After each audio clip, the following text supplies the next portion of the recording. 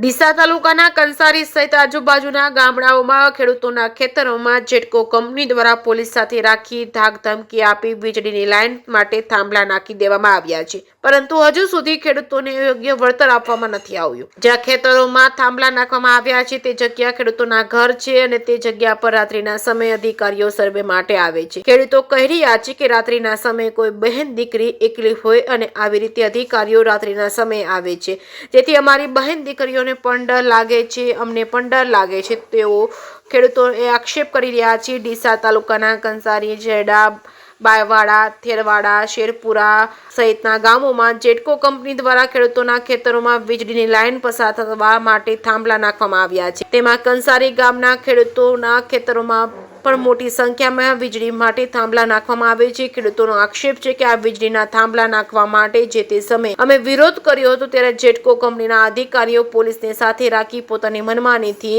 અને દાદાગીરીથી અમારા ખેતરોમાં થાંભલા નાખી દીધા હતા। અમને વળતર આપવામાં કહ્યું હતું, પરંતુ અમને કોઈ વળતર મળ્યું નથી। અમે અનેક વાર રજૂઆતો કરી છે, પરંતુ રજૂઆતો કોઈ સાંભળતું નથી। હાલમાં જ્યાં ઘરની બાજુમાં ખેતરમાં થાંભલા નાખવામાં આવ્યા છે તે થાંભલા ચેક અને સર્વે કરવા માટે અધિકારીઓ રાત્રિના દરમિયાન આવે છે। ખેડૂતોનો આક્ષેપ છે કે બહેન દીકરીઓ એકલા ઘરે હોય છે રાત્રિના સમયે, આમ અધિકારીઓ એકલા આવવું તે યોગ્ય નથી, જેથી અમે હેરાન થઈએ છીએ। જેથી જે અધિકારીઓના રાત્રિના સમયે આવે છે તેને ન આવે એ દિશામાં પગલાં ભરવામાં આવે।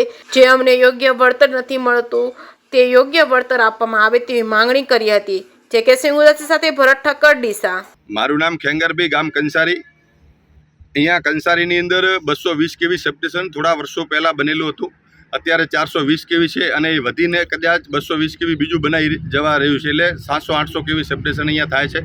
આજુબાજુના 30-40 ગામડાની અંદર આ પરિસ્થિતિ ખૂબ જ ટાવરોની અને ધોબલા એટલા બધા વધી ગયા છે, ખેડૂતોને ખેતી કરવી મુશ્કેલ થાય છે, ત્યાં શેડ બનાવવા મુશ્કેલ થાય, મકાન બનાવવા માટે પણ મુશ્કેલ થાય છે।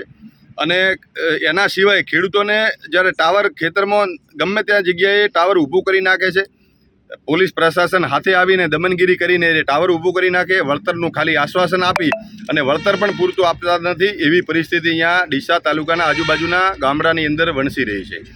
એના સિવાય આજુબાજુથી જ્યારે સાહેબો આવે રાતના 10-11 વાગે 12 વાગે ગમે ત્યારે સાહેબોની ટીમ આવે, હિન્દી ભાષી માણસો આવે છે અને એરિયાએ જ્યારે પૂછવામાં આવે રાત્રે તમે કેમ આવો છો, તો એ એવું કહે છે કે ભાઈ અમારે સર્વે બાકી હતું, કંઈ લખવાનું બાકી હતું, એવા બાના બનાવી અને હિન્દી ભાષી માણસો અહીંયા આવે છે, પ્રાંતીય માણસો આવે છે। ખરેખર આ ગંભીર બાબત છે, અહીંયા જોવું પડે। અત્યારે હવે જે સબસ્ટેશન એટલું બધું બનાવી નાખ્યું છે, હવે માફ કરો, આગળ લઈ જાઓ, તમે ખમૈયા કરો, સરકારશ્રીને વિનંતી છે અને ખેડૂતોને પૂરતું જે બનાવી નાખ્યું છે ત્યાં વળતર આપો, નથી આપતા એવી ખૂબ રજૂઆતો અહીંયા આવી રહી છે। હું નટવરભાઈ પ્રજાપતિ બોલું છું, કંસારી ગામનો વતની। જીબીના હાઈવેમાં મારું ખેતર છે। હવે મારી સમસ્યા છે કે મારા ખેતરમાં ટાવર 2-3 આવેલા છે, એટલે એ હવે ટાવર પહેલાં ઊભા થયેલા, હવે જીબીના એ જેટકોવાળા ટાવરવાળા સાહેબો આવે છે, એ રાતના 12 થી 1 વાગે આવે છે। અમારે ઘેર કોઈ હોય ન હોય, બેન છોકરી એકલી હોય, ટાવર જોડે ઘર છે, મકાન નીચે જ એકદમ, એટલે રાતના એ બિયા કે કેમ આવ્યા હતા, કે અમે તો અમારે લખવા આવ્યા હતા, કે આગળથી ઓર્ડર છે, એટલે તો હાલ નુકસાન કરે છે અને અમારે જે લોકો એમાં ભાવ વળતર પૂરું નહીં આપતા।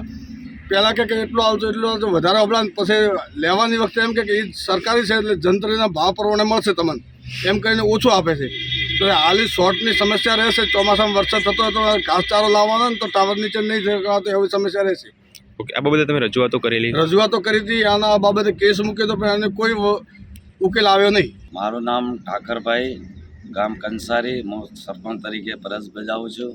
અમારા કંસારી ગામમાં 220 કેવીનું સબસ્ટેશન આવેલું હતું, એટલા સુધી સારું હતું, પણ સરકારશ્રીએ ફેર પાછું 440 કેવીનું સબસ્ટેશન મંજૂર કરાવવાથી ખેડૂતોની પરિસ્થિતિ ખરાબ છે। જેટકો લાઈનો એક ખેતરમાં 5-5 ધાબલા છે, એમને ખેતી કરવી કે મકાન બનાવવું કે રહેવાનું કંઈ તકલીફ ખૂબ ભયંકર છે। એટલે આજુબાજુ ગામડા લાગે 20 થી 25, એમને પણ નુકસાન છે ખેડૂતોને। અને આજુબાજુ હરિજનના ખેતર આવ્યા છે, પ્રજાપતિના આવ્યા છે, એમને એક ખેતરમાં 1 વીઘાની અંદર 4-4 ટાવર આવેલા છે। સરકારશ્રીને વિનંતી છે, એમાં કોઈ વળતર આપતા નથી, ખેડૂતોને બતાડે છે તે હાથી અને આપે છે દેડકો, એવું કરીને બધા બહાના બતાવીને ઝટકોવાળા જતા રહે છે। સરકારશ્રીને વિનંતી છે કે જે ખેડૂતોને જે લાઈન નીકળી હોય એ સર્વેની જાણ કરે, એમને કામ ચાલુ કરવા માટેની નોટિસ બજાવે, એ વખતે નોટિસ બજાવે, ખેડૂત મંજૂરી આપે ત્યારે એ કામ કરી શકે. અમુક ખેડૂતોને તો ધ્યાને ના હોય ને ધોબલો આવીને ઊભો રહી જાય છે. એટલે સરકારશ્રીને વિનંતી છે કે આ ઝાટકાવાળાને કોઈ બી સરકારને પૂરી વળતર આપે, ન કે પછી હવે આ આયોજન હોયથી બંધ કરીને બીજી જગ્યાએ ખુલ્લું હોય જગ્યાએ લઈને જાય. તો સરકારશ્રીને વિનંતી છે